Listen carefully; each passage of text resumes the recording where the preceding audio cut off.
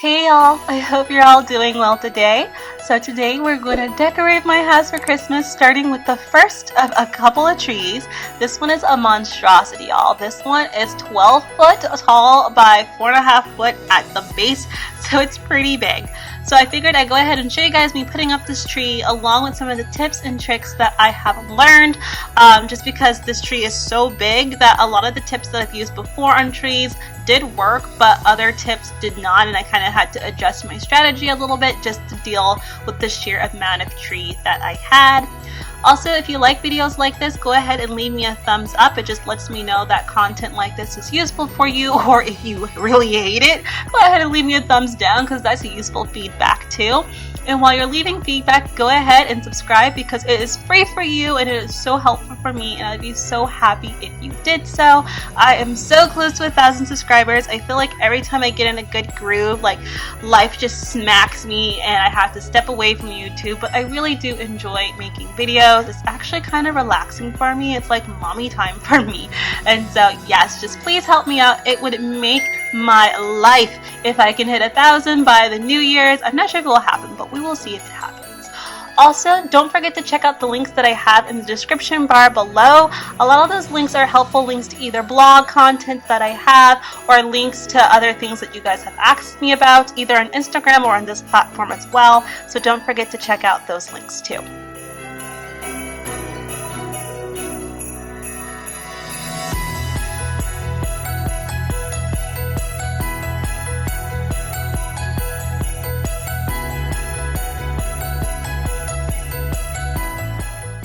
So I say this every year I do a tree decorate with me, but I'm gonna say it again.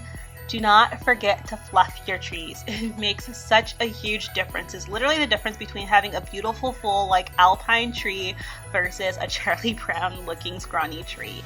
I like to actually fluff my trees as I go by pulling the branches upwards, but not directly upwards, more at an angle, just to kind of mimic a natural tree, because a natural tree, the branches are trying to get light.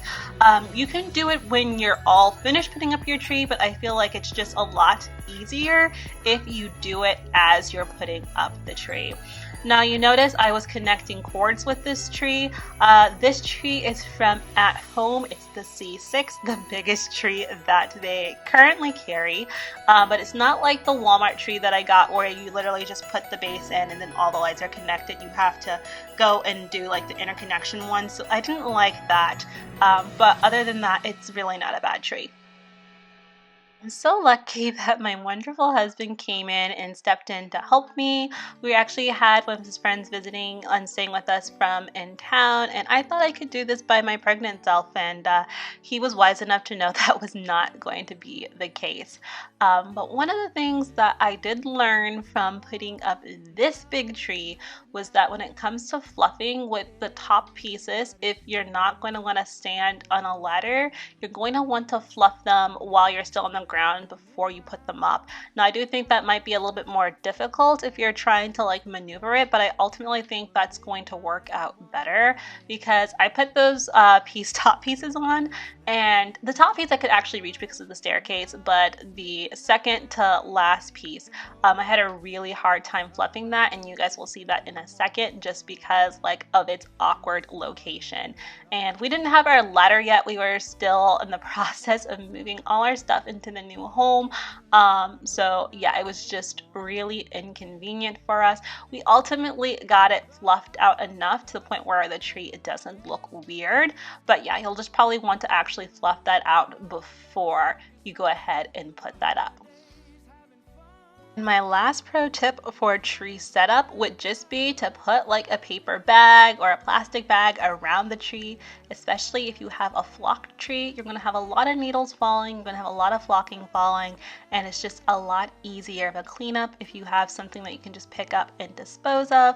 I've only did this once and it was like so easy to clean up, and I keep forgetting every year after that. But yeah, that's just one of the best tips that I can pass on because it really does help with cleaning up.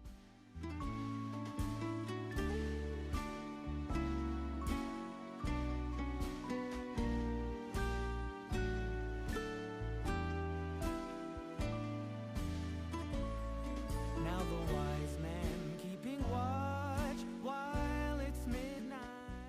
Now it's time for everyone's favorite part, the actual decorating of the tree. So one of the questions I get asked like year after year is where do I get my Christmas baubles from, and literally all over the place. My favorite places to pick up Christmas baubles would be Walmart, Ross, the Dollar Tree, and now at home, now that we have it in our area, like this gorgeous ones from the Dollar Tree. Some of the previous ones were from the Dollar Tree and Ross as well. Walmart also has a really great selection. When it comes to picks, I love going to Joann's and Michael's, especially after Christmas. They have the best deals on picks. I got that pick for like 30 cents, and then this pick, I think I got it for 30 or 50 cents each. So you can literally get them for like the cheapest prices ever when you go the day after Christmas. And those feathers, I get asked about those every year too. I pick those up at Walmart. So now I'm decorating the tree, and honestly, everything that I put up on the tree right now is going to come down because as I put it up, I realized the baubles that I have here just aren't big enough, nor are they enough. That's our friend who's from in town, or from in town visiting from out of town. But that said, when it comes to decorating a tree, and if I want it to look like just really formal and glamorous, what I try to do is start with my biggest bulbs first and place them at the bottom. This way it mimics like a natural tree and it gives the tree a gorgeous balance, and so it gives off a beautiful pyramid shape, and so it's not kind of wonky or wobbly or anything like that. And I would only do that if you're really going for a classic formal look. If you're going for a more whimsical look, you can literally place the baubles wherever. But for this tree, I definitely was going for a grand classic look since this is in our main foyer.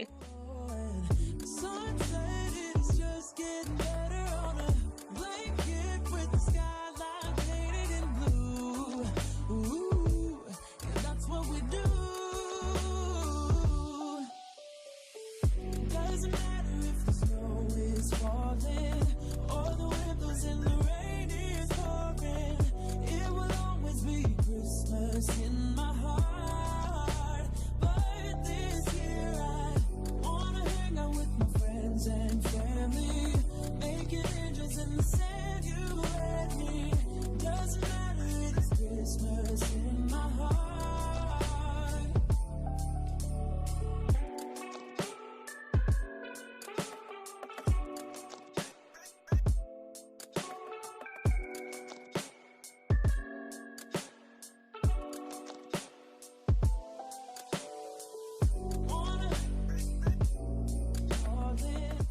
So it was around this point where I stepped back and was like, you know what, this isn't working. So I tried a couple more things, but I ended up pulling everything off the tree and went back to at home and picked up some bigger baubles. Funny enough, after this, I went back to at home and got a couple more of those big baubles and put them at the base of the tree. We ended up needing about 5 for this tree, and like I said, this tree is about 4.5 feet wide at the base. Those baubles are as big as my head. It is, and they look so tiny on the tree, but honestly, that was the perfect fit for this tree. I can't remember how big they were in diameter, but I will try to leave that information below for you guys. But yeah, they were literally the perfect size. So here I'm just following my classic formula, which is taking the bigger baubles and placing them at the base. That way it looks really natural and sets up like just a really nice pyramid. And then taking my medium-sized baubles and placing them just above and between. That way I kind of get a gradient in size of baubles as well. And I also like to kind of follow a triangle pattern. When I'm setting up, I like to either do triangles or zigzags, and I got Buzz Lightyear helping me here too. This was the Monday before Halloween. So yeah, I was taking my time getting my Christmas decorations up and out because like I said, I am pregnant and I want to enjoy these for as long as possible. So I think with the medium-sized baubles that I have here, I have about 12 of them, and that was the perfect amount. I have them in different finishes and textures and whatnot to really bring a lot of depth to the tree, and this will just kind of trick your eye as well, giving the tree a lot of dimension. Another thing that I am doing is I'm not using hooks to place them on the tree, and I'm placing some of them far back in the tree.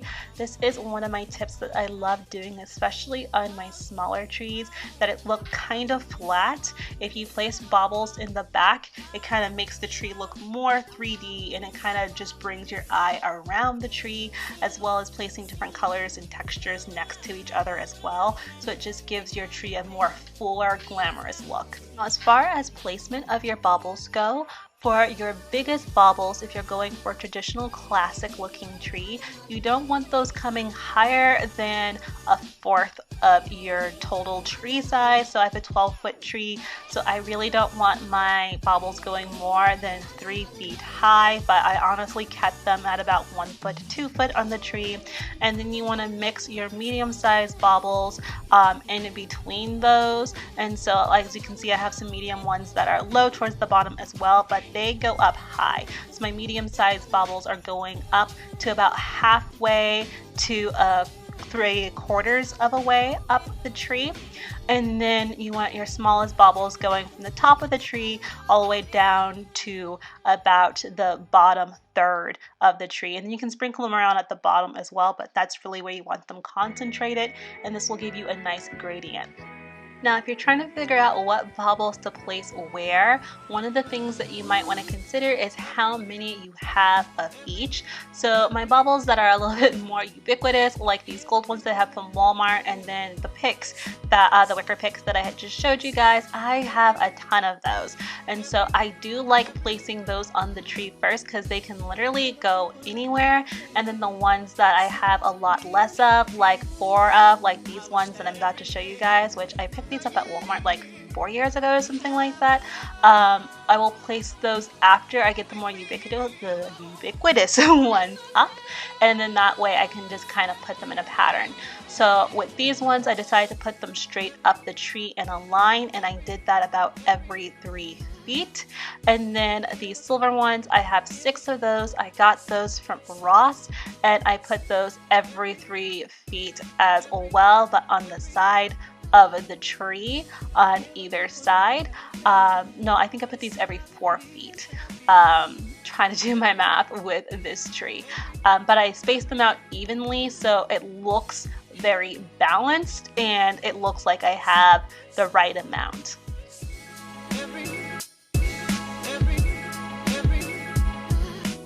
So this is where I stopped filming because it's really hard looking up a camera upstairs with a whole bunch of baubles with a little toddler running around. However, now that we're at the top of the tree, all I was really doing was placing my smaller baubles at the top of the tree, and at this point I really didn't have any medium baubles up here because then it would start to look a little bit too big.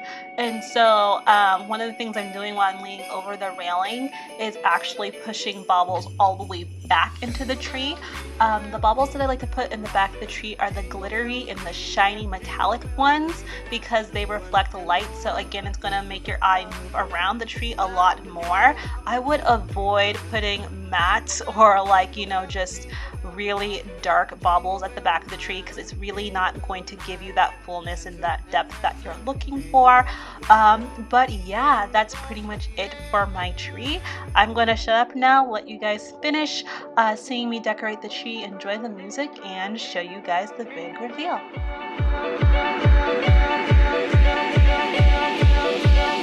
Ho, ho, ho!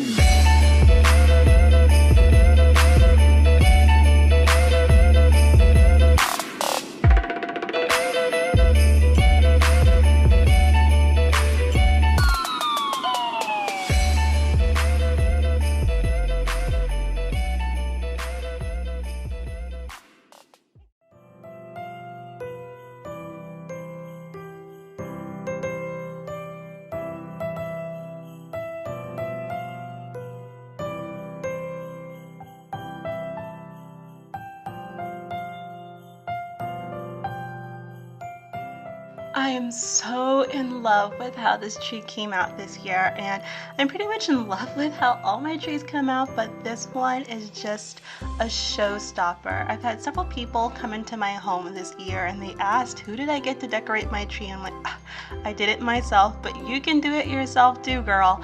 Like, it did take a lot of time. I started this the Monday before Halloween and I finished on Halloween.